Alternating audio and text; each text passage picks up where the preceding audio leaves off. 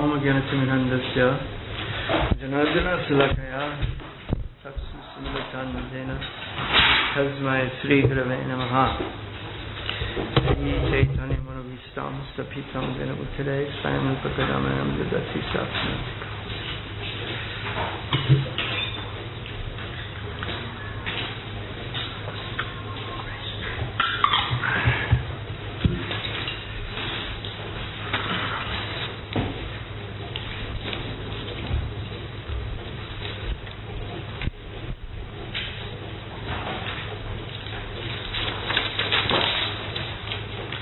Vansa Kapadurvascha Kritasanuvevascha Titanam Bhavinebhyo Vaishnavebhyo Namaha.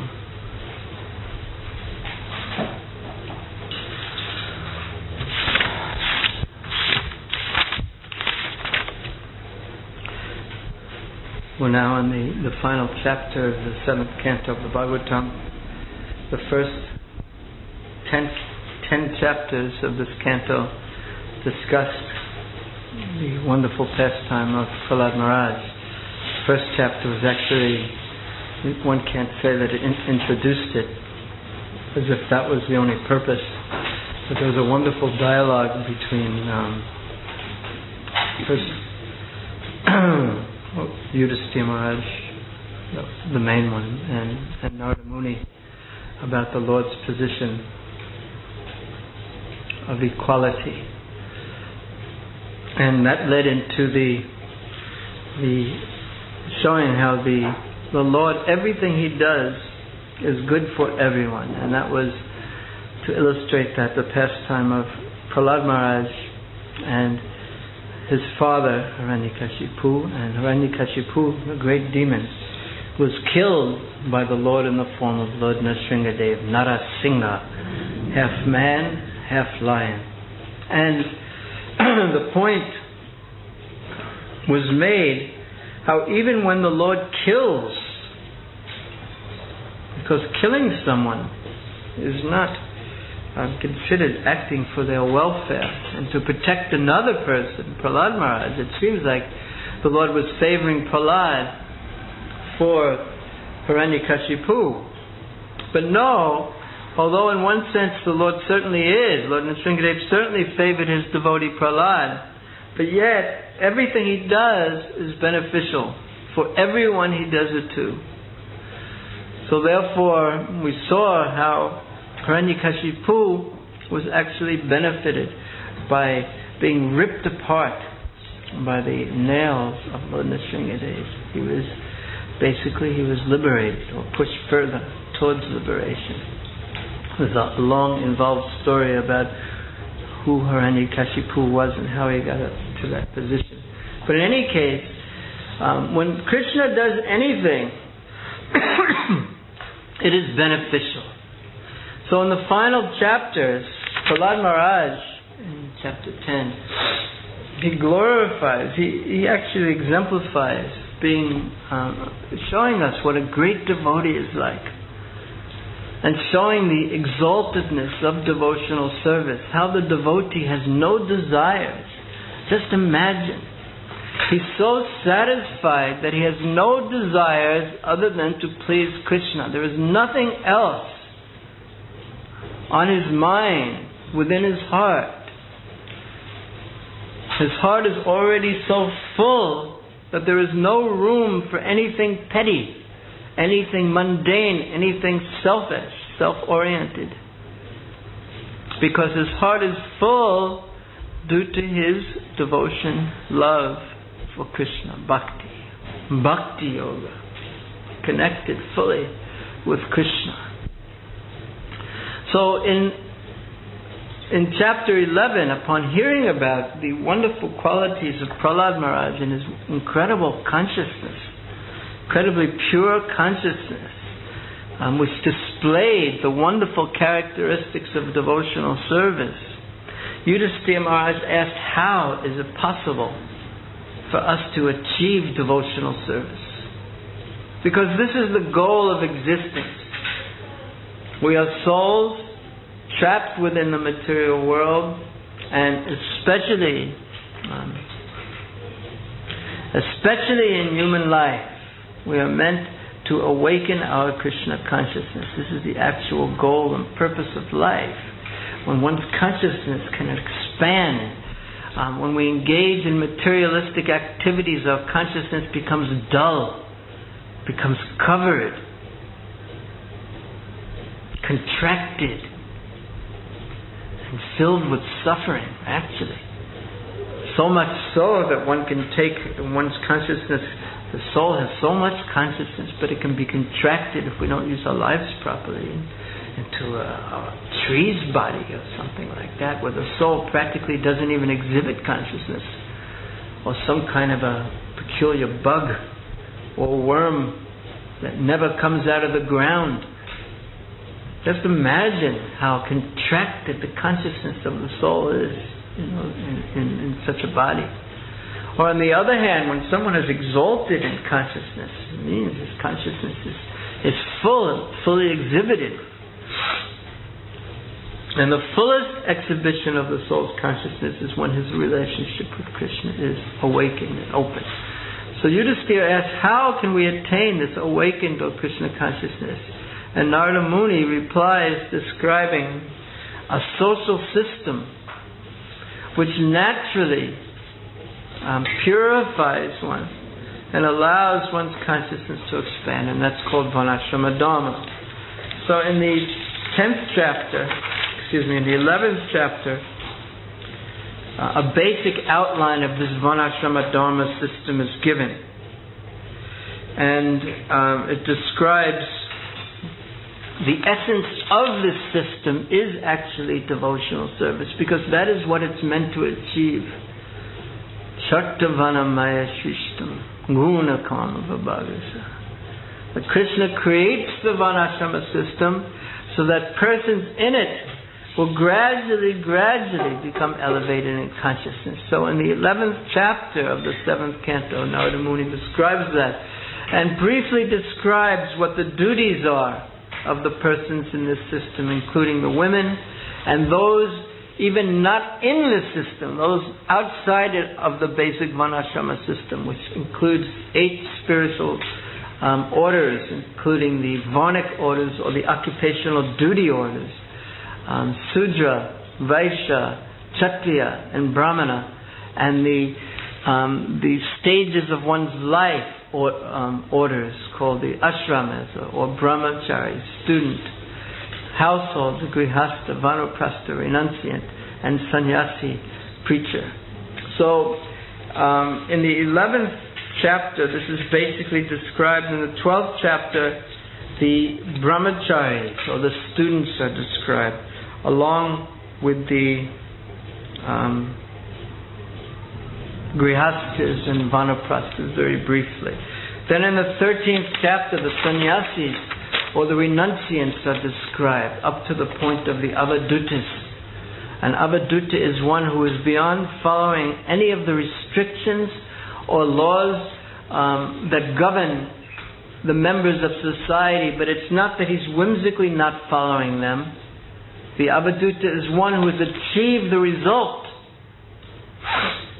of the Varnashrama system, and he's above all material nature. He's actually transcendental, and therefore he acts in any way he likes, because he's above material conditioning. So this is a very, very rare stage. Sometimes in ISKCON, when someone is an eccentric type of person, they'll say he's an avadutta. But that's not actually what avadutta means. It doesn't mean eccentric. It means someone who is not at all touched by the modes of material nature, not even slightly. He's completely above it. He has no false ego, no sense of being the body. He's acting free, although in the material world, not constricted by any element of matter. So in this, that was the 14th chapter, or rather the 13th chapter. In the 14th chapter, grihastha life or family life is described. And then now the 15th chapter. So basically, in a simple way, the orders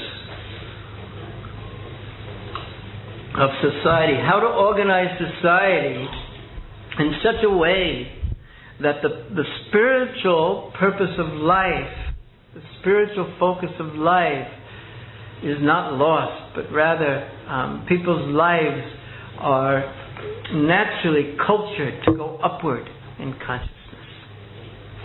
So in this chapter of the 15th chapter is going to describe, I'll read Prabhupada has a summary, and I'll read the first paragraph of the summary, because it's going to discuss many things, and then the conclusions is going to be given towards the end.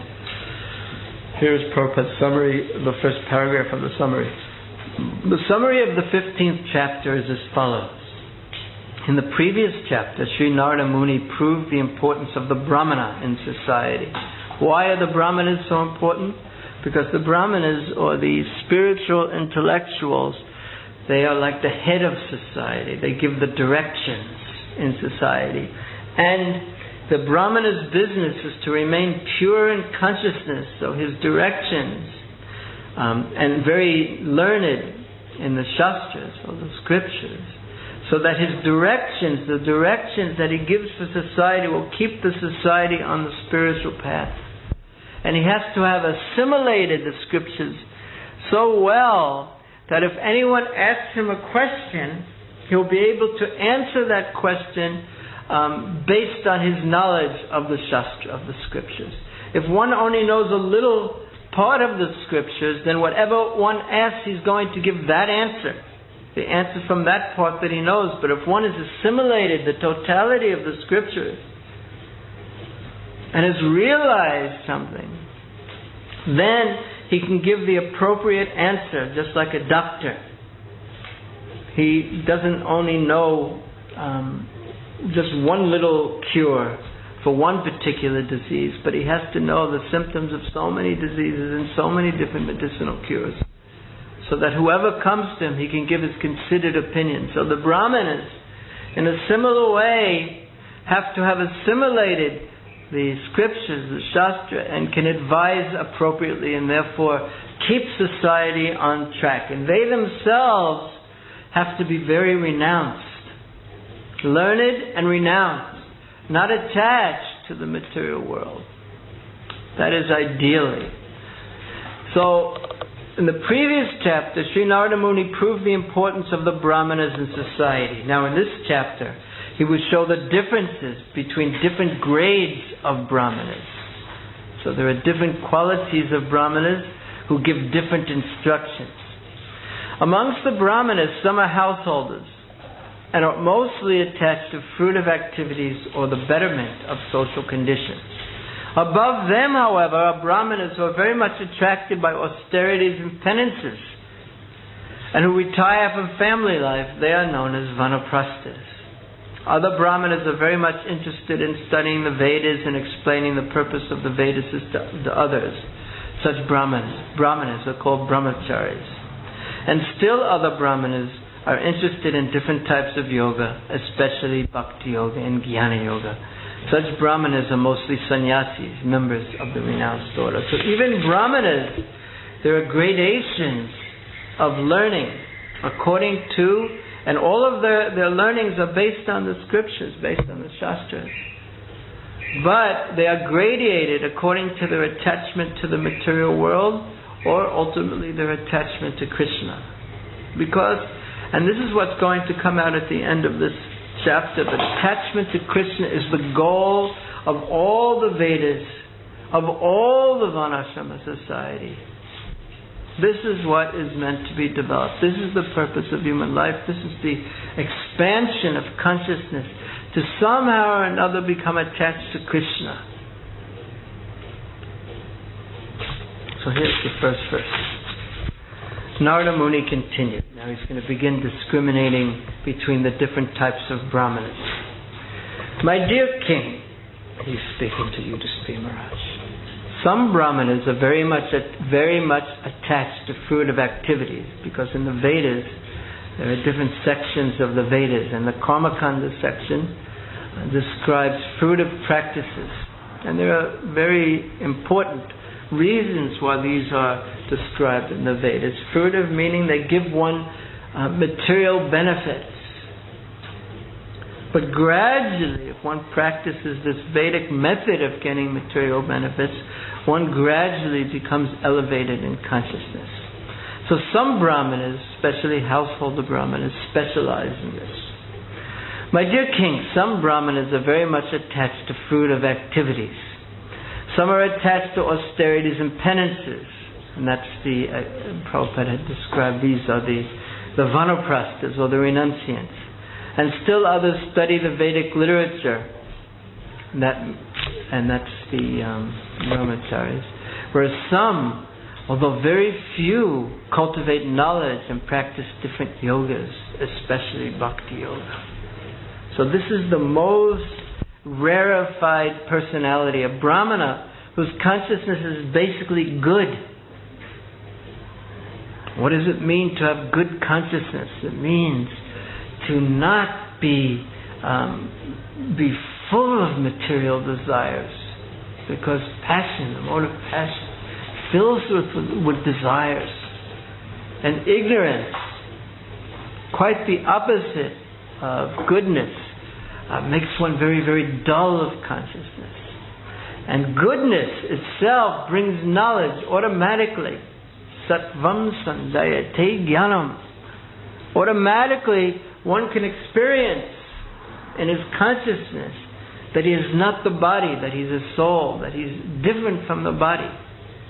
And he experiences himself present within the body, but not the body. This is the nature of the mode of goodness. Just by having good consciousness, one achieves that. But even higher than that is when that good consciousness develops its attraction to Krishna. So that's therefore the highest is the one practicing bhakti yoga. The second verse. So that was just a summary of these four different types of brahmanas. A person desiring liberation for his forefathers or himself should give charity to a brahmana who adheres to impersonal monism, jnana nishta. This is the second verse. In the absence of such an advanced brahmana, charity may be given to a brahmana addicted to fruitive activities, karma kanda. In other words, that when one wishes to perform the Shraddha ceremony or give in charity, one will be benefited according to whom one gives the charity to. So one should give it to a very qualified person, and the most qualified person is one who is detached from the material world. This is called jnana nishta, fixed in knowledge. But if one can't find such a brahmana, the verse explains, one can give to the second best kind of brahmana, one who is following the Vedas, but following the fruitive sections of the Vedas. And here is Prabhupada's purport. There are two processes by which to get free from material bondage. One involves jnana kanda and karma kanda, and the other involves upasana kanda. Vaishnavas never want to merge into the existence of the Supreme. Rather, they want to be everlastingly servants to the Lord, to render loving service unto Him. In this verse, the word anantyam, ichata, refers to persons who desire to achieve liberation from material bondage and merge into the existence of the Lord. Devotees, however, whose objective is to associate personally with the Lord, have no desire to accept the activities of karma kanda or jnana kanda. For pure devotional service is above both karma kanda and jnana kanda. Anyabilasita sanyam jnana kamar anavritam. In pure devotional service, there is not even a pinch of jnana or karma. Consequently, when Vaishnavas distribute charity, they do not need to find a brahmana performing the activities of jnana kanda or karma kanda. The best example in this regard is provided by Advaita Goswami, who after performing the Shraddha ceremony for his father offered charity to Haridas Thakur. Although it was known to everyone that Haridas Thakur was born in a Mohammedan family, not a Brahmana family, and was not interested in the activities of jnana kanda or karma kanda. Charity, therefore, should be given to a first-class transcendentalist, the devotee, because the Shastras recommend Muktanam api siddhanam narayana parayana sudolabha prasanatma kotishapi mahamune. O great sage, among many millions who are liberated and perfect in knowledge of liberation, one may be a devotee of Lord Narayan or Krishna. Such devotees who are fully peaceful are extremely rare. Why is such a devotee so rare? And why, even in this material world, although it's impossible to be peaceful and it's impossible to be happy in the material world, how is it that such a devotee, Sudolava, such a rare devotee, is actually peaceful and happy? How is it possible? And the answer is that actually such a transcendental devotee is not in the material world because of his consciousness being so directly connected with Krishna, fully dependent on Krishna through bhakti yoga, fully Krishna conscious. Like Prahlad Maharaj, Bahir Nrsimha, Hriday Nrsimha. Everywhere he would look, he would see the Lord. He would see Lord Nrsimhadev, the absolute truth, the personality of God. So such a person, like Prahlad Maharaj, is peaceful wherever he is. And every other kind of person, everyone outside of the category of Prahlad Maharaj, is unpeaceful, asanta, wherever he is. No matter what circumstance we or he puts himself in, there is no situation that will make us happy. Until we come to this, bhakti mukti siddhi kami shakali asanta. Can't be peaceful. So therefore, although the Bhagavatam here is saying one should give charity to this type of a Brahmin or that type of a Brahmin, Prabhupada is explaining the example of Advaita Charja, who basically went to the essence of the system, took it at its essence, and gave his charity to someone who wasn't even a Brahmana, but he wasn't even a Hindu. He was a Mohammedan, not a terrorist. But because that person, Thakur Haridas, was completely fixed in chanting the holy names, so fixed that nothing of the material world could touch his consciousness at all. Nothing. No false ego whatsoever. No tendency.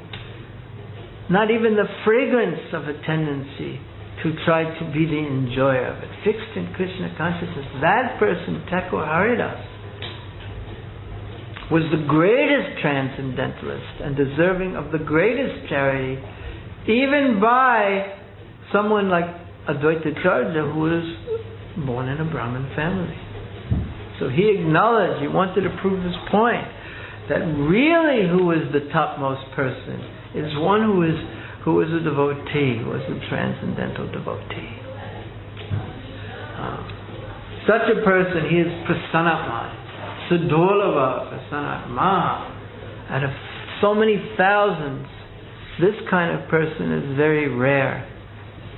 Why is he so rare? It's so wonderful. So wonderful, but yet so rare. Something so wonderful, one would think that everyone would naturally want it. Something that brings true satisfaction to the heart. But why is such consciousness rare? Is because it requires that one give up all material desires and attachments and focus one's entire consciousness on Krishna, on pleasing Krishna. So how many people in this world will be so serious and so dedicated? Very rare. And so ikeha kurunandana vyavya satmika buddhi, so fixed and determined in consciousness. So therefore, the conclusion here, a Vaishnava is in a higher position than the Jnani, and therefore Advaita Charja selected Haridas Thakur to be the person to accept charity.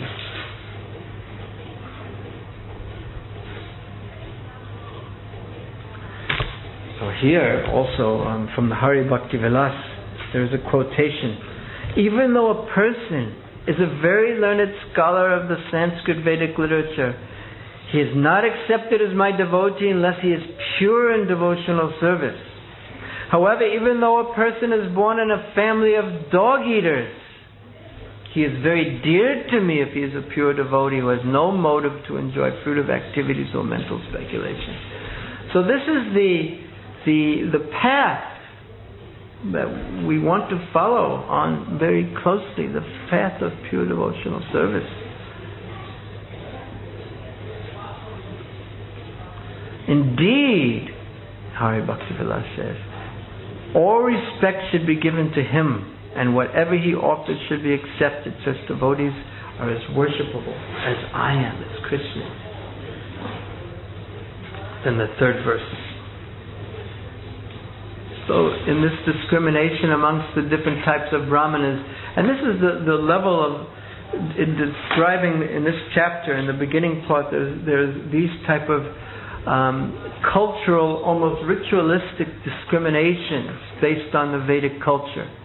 Because the society ideally should be organized around this culture, but the essence of the culture should always be kept in mind, and that is to bring someone to the platform of pure devotion. So there's going to be, we'll read some more on this line of discriminations within the realm of this Vedic Varnashrama culture. So, during the period, this is text 3, for offering oblations to the demigods, one should invite only 2 brahmanas, and while offering oblations to the forefathers, one may invite 3 brahmanas, or in either case, only 1 brahmana will suffice. But one has to invite brahmanas because they direct the ceremonies. Even though one is very opulent, he should not endeavor to invite more brahmanas or make various expensive arrangements on those occasions. Prabhupada's purport. As we have already mentioned, Srila Advaita Acharya, during the generally observed ceremony to offer oblations to the forefathers, invited only Haridas Thakur. So this is the Shraddha ceremony. The Shraddha ceremony is when one performs a ritual for the betterment of one's ancestors. This, in every religion, there is some prayers offered to celebrate the death of one's parents or grandparents, to benefit them wherever they are. This is how the children repay their great debt to their parents for what the sacrifices their parents have made in bringing them up and bringing them to this world. So there are rituals that govern this. But again, Advaita Acharya, Prabhupada is making the point that Advaita Acharya, when it came to giving the charity, even though according to the ritualistic methodology, there are some discriminations about how many Brahmins should be invited and what they should do, but yet Advaita Acharya again went to the essence of this and invited only Haridas Thakur. Thus he followed this principle, Name Bhaktas Chattavedi Mad Bhaktas Swapasya Priya. The Lord said it is not necessary that one become very expert in Vedic knowledge before he can become my bhakta or devotee. Even if one is born in a family of dog eaters, he can become my devotee and be very dear to me in spite of taking birth in such a family. So this should be very encouraging, because there are no external limitations to our advancement. The limitations are unfortunately all internal, but there's no external limitations. Therefore, Prabhupada continues, offerings should be given to my devotee, and whatever my devotee has offered me should be accepted. Again, quoting the same verse from Hari Bhakti Vilas.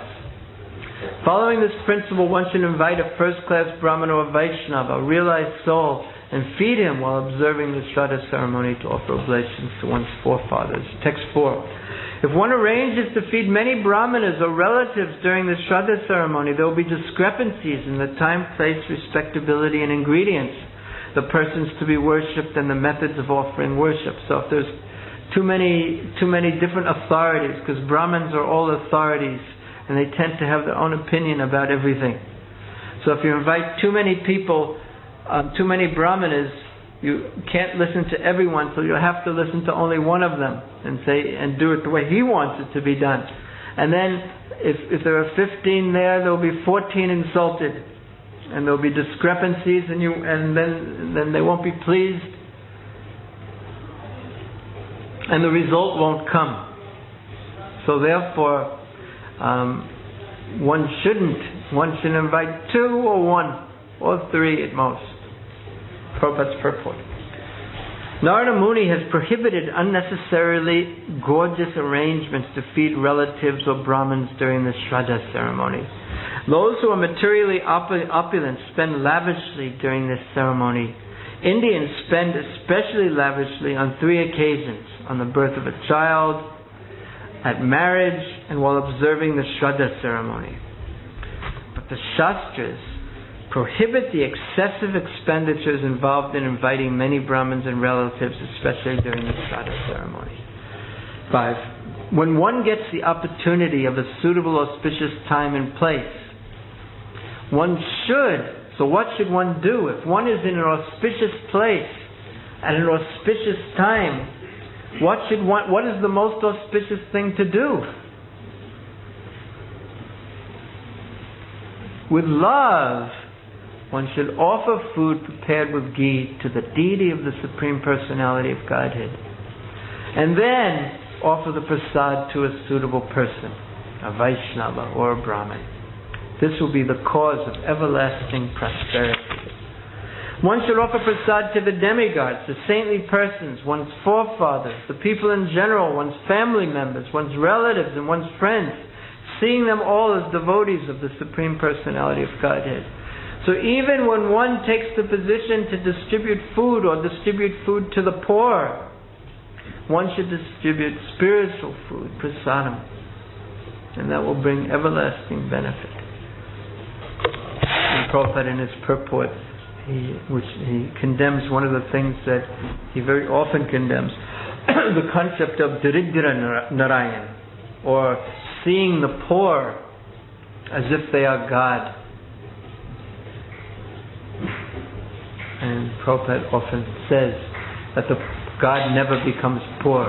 But to give poor people prasadam is wonderful, because they're souls. They're not actually poor. They're eternal souls. So benefit them. Give them spiritual food. Give them prasadam, welfare work, spiritual welfare work.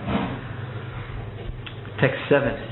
A person fully aware of religious principles should never offer anything like meat, eggs, or fish in the Shraddha ceremony. So again, this is how to deal with the Shraddha ceremony, the ritualistic ceremonies.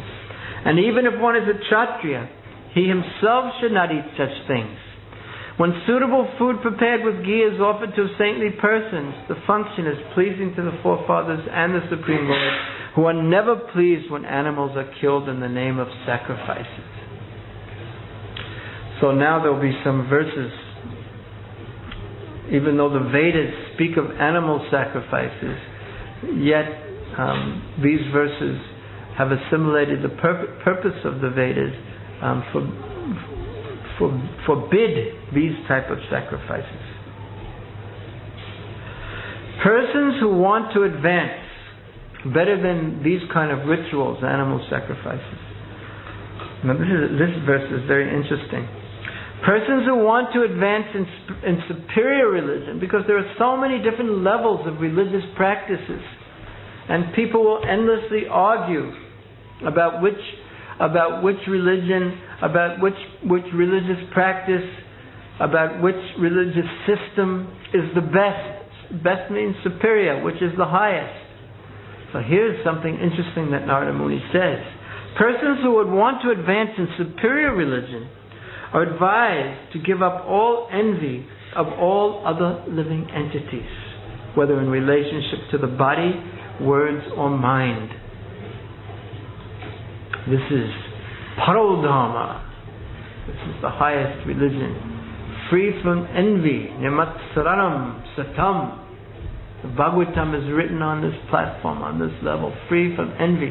And actually, to become free from envy, one has to become free from envy of Krishna, of God. That's the ultimate freedom of envy. And practically speaking, one can't become free from envy until one reaches that platform completely, because our being in the material world is basically an envious position of turning our back on Krishna. Anadya bahimuk atteva mayatari samsarera. We get the result of that, being birth and death and birth and death. There is no religion superior to this, Narada Muni says, giving up of envy, body, words, and mind.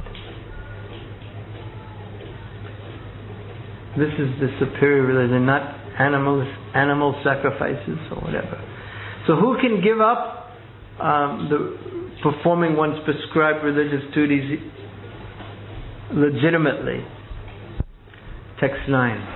Because of an awakening of spiritual knowledge, those who are intelligent in regard to sacrifice, who are actually aware of religious principles, intelligent in regard to sacrifice, who are actually aware of religious principles and who are free from material desires, control the self in the fire of spiritual knowledge or knowledge of the absolute truth, they may give up the process of ritualistic ceremonies. So in other words, when one is at least approaching the platform of knowledge, of Gyan, then one can give up the Karma Kanda or fruitive section of the Vedas. So this section again is somewhat technical. Upon seeing the person, this is text 10, person engaged in performing the sacrifice, animals meant to be sacrificed are extremely afraid, thinking, this merciless performer of sacrifices, being ignorant of the purpose of sacrifice and being most satisfied by killing others, will surely kill us. Just imagine the consciousness one has to have to kill.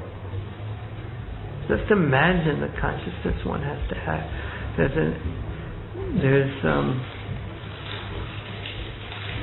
You see even a rabbit.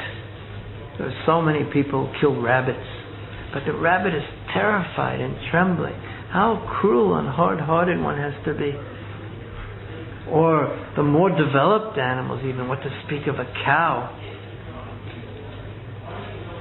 I once passed a slaughterhouse in California many years ago, and they kept it in the desert. Why? Because the cows were just crying and screaming and crying on the side of the road, knowing they're going to be killed. How cruel, hard-hearted, envious, nasty-hearted, demonic practically. What to speak of killing humans cruelly, lining old people, ladies, children up and digging a big hole, shooting them, burying them. And this is going on. What a world. So the animals are aware of the consciousness that these people have who are performing the sacrifices, who are killing, even religiously. They will surely kill us, the animals are thinking. Why? Because their consciousness is so nasty. Therefore, text 11, day by day, one who is actually aware of religious principles and who is not heinously envious of poor animals should happily perform daily sacrifices, and those for certain occasions with whatever food is available easily by the grace of the Lord. So this section is against these animal sacrifices, even though they are mentioned in the Vedas. Prabhupada will give a practical application of this principle of what type of sacrifice to perform. The practical application is going to give that here. The word Dharmavid, meaning one who knows the actual purpose of religion, is very significant. As explained in Bhagavad Gita 1866, Sarvadhamam pratyajam mamekam sharanam braja. Becoming Krishna conscious is the topmost stage in understanding of religious principles. One who reaches this stage performs the archana process in devotional service. This is the worship of the deity. Anyone, whether a grihastha or a sannyasi, can keep small deities of the Lord suitably packed or, if possible, installed, and thus worship the deities of Radha Krishna, Sitaram, Lakshmi Narayan, Lord Jagannath, or Sri Chaitanya Mahaprabhu by offering food prepared in ghee, and then offering the sanctified prasadam to the forefathers, demigods, and other living entities is a matter of routine daily work. All the centers of our Krishna consciousness movement have deity worship programs very nicely going on, in which food is offered to the deity and distributed to the first-class Brahmins and Vaishnavas and even to the people in general. This performance of sacrifice brings complete satisfaction. The members of the Krishna consciousness movement engage daily in such transcendental activities. Thus, in our Krishna consciousness movement, there is no question at all of killing animals.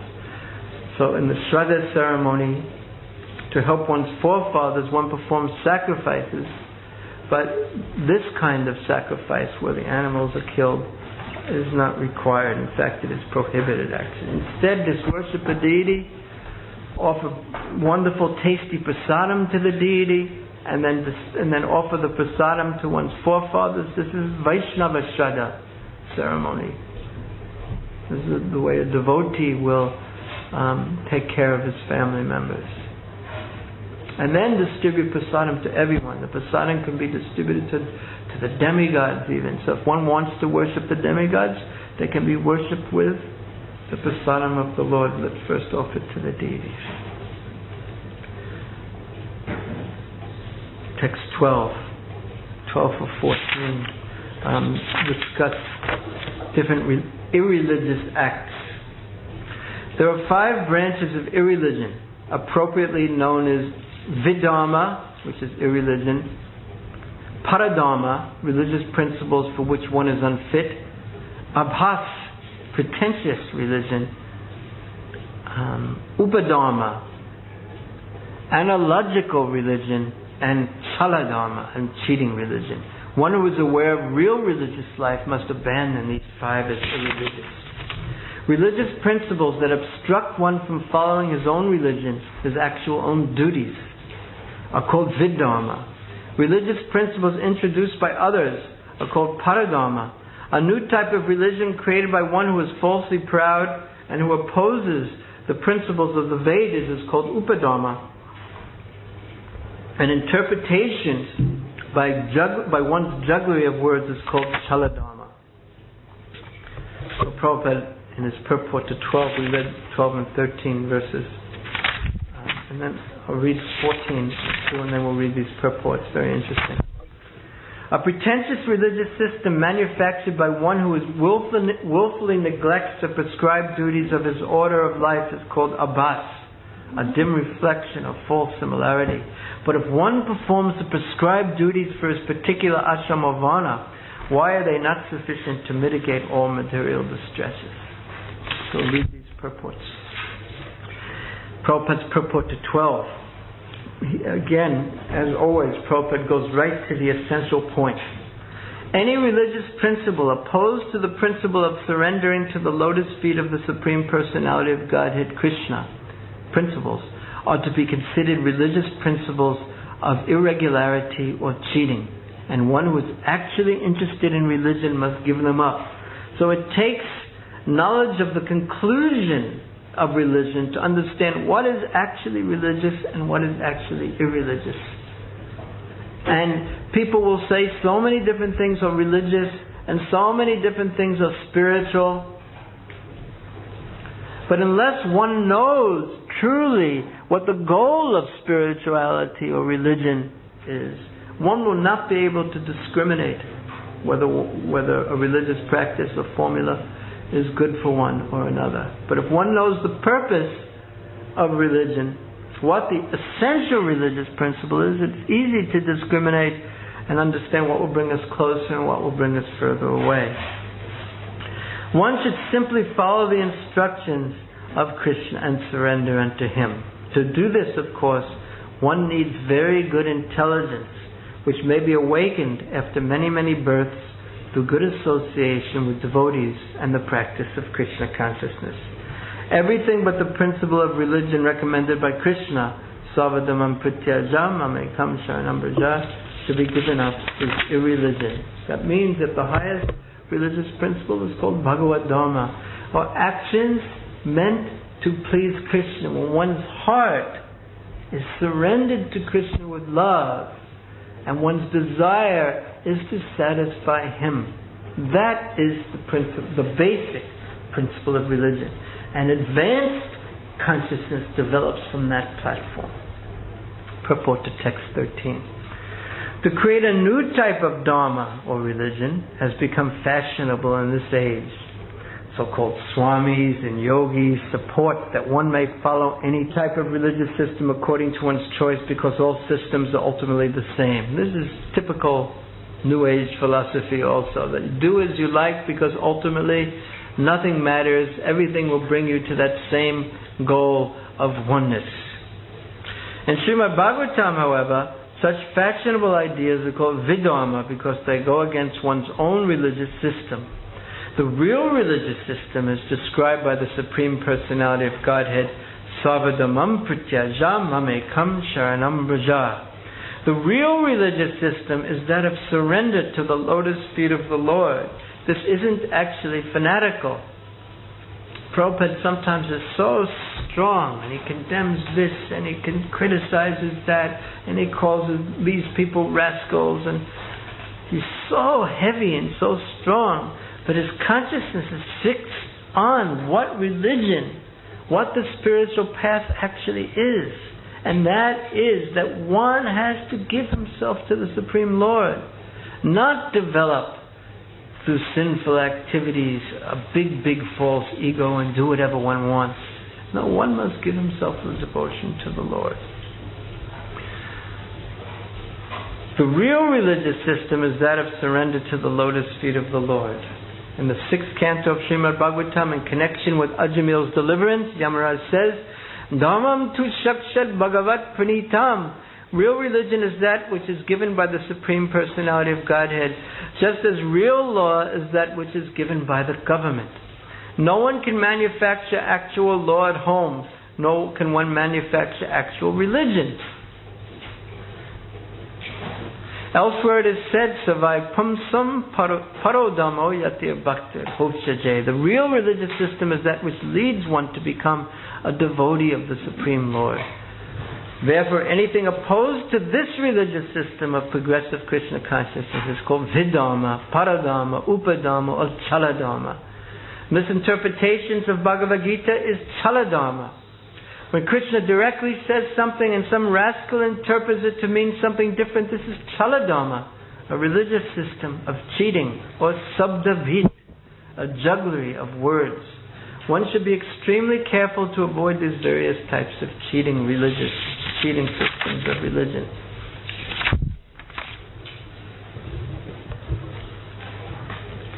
Now, in text 15, I'd like to read the next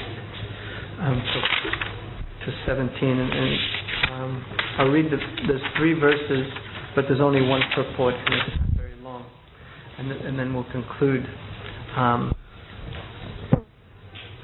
Now, why does one pick up one religious form or another? Why does one do anything? Why does one change what one's doing?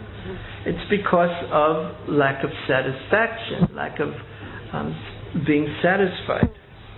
Because when one's not satisfied, one wants. And when one is fully satisfied, like if one's eaten a big feast, one no longer has a desire to eat anymore. So if one is satisfied, one's desires aren't present anymore. So one performs all these sacrifices because one wants something. So here, in 15, we'll read all 3 verses now. Even if a man is poor, now what does a poor man want? He wants to remove his poverty and become wealthy. Even if a man is poor, he should not endeavor to improve his economic condition just to maintain his body and soul together or to become a famous religionist. Just as a great python, although lying in one place, not endeavoring for its livelihood, gets the food it needs to maintain the body and soul, one who is desireless also obtains his livelihood without endeavor. 16. One who is content and satisfied, and who links his activities with the Supreme Personality of Godhead residing in everyone's heart, enjoys transcendental happiness without endeavoring for his livelihood. Where is such happiness for a materialistic man who is impelled by lust and greed, and who therefore wanders in all directions with a desire to accumulate wealth? For a person who has suitable shoes on his feet, listen to this analogy. You'll never hear an analogy like this again. For a person who has suitable shoes on his feet, there is no danger even when he walks on pebbles and thorns. For him, everything is auspicious. Similarly, for one who is always self-satisfied, there is no distress. Indeed, he feels happiness everywhere. So this is the whole, not the whole illusion of materialistic society, but such a big part of it. Because no one is feeling satisfied, that the culture points everyone to fulfill his material desires. And that saying that will bring happiness. Purchasing goods. Going here, moving there. But actually, rather than bringing happiness, that increases one's desires still further, which brings distress and unhappiness. But rather, here, by the Bhagavatam's teaching, what will bring happiness is satisfaction. One who is satisfied, always self-satisfied, for such a person there is no distress. And how does one feel self-satisfied again? He's living in the mercy of Krishna. He accepts what is as Krishna's grace. Such a person, actually satisfied, feels happiness everywhere. So I'll read just this short purport to 15. Human life is simply meant for developing Krishna consciousness. One not even tried to earn a livelihood to maintain body and soul together.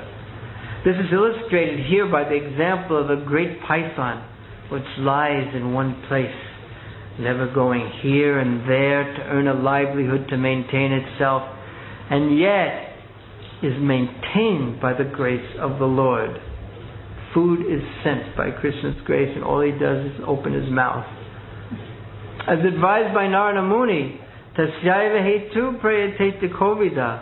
One should simply endeavor to increase his Krishna consciousness.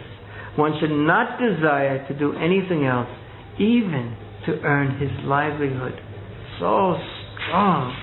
Prabhupada is so fixed on this point to responsibly use our lives, our human lives.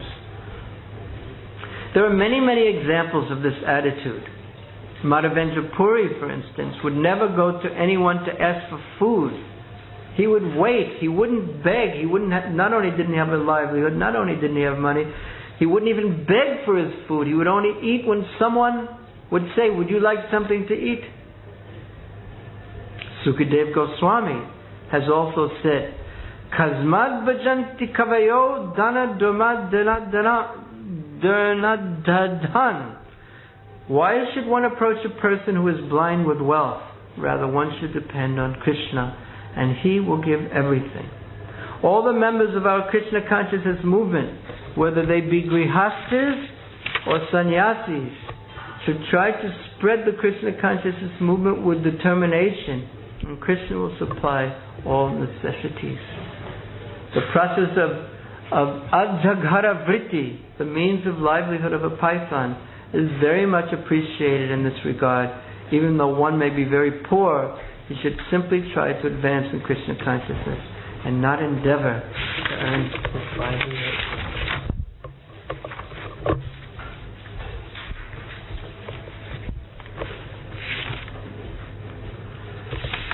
Okay, so tomorrow, Krishna willing, we shall continue. Srimad Bhagavatam ki jai, Srila Prabhupada ki jai.